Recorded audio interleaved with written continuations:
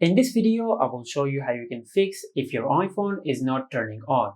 Now to fix this issue, just do a force restart on your iPhone. For that, just press and release the volume up button and the volume down button.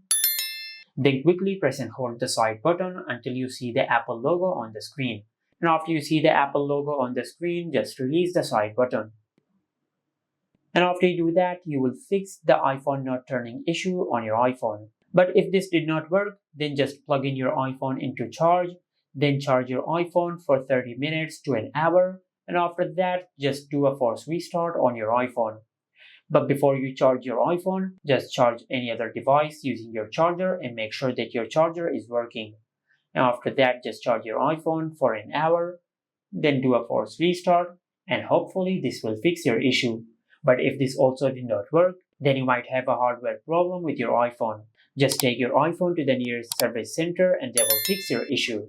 And this is how you can fix the iPhone is not turning on issue on any iPhone. Make sure to like, comment, and subscribe. Thank you for watching.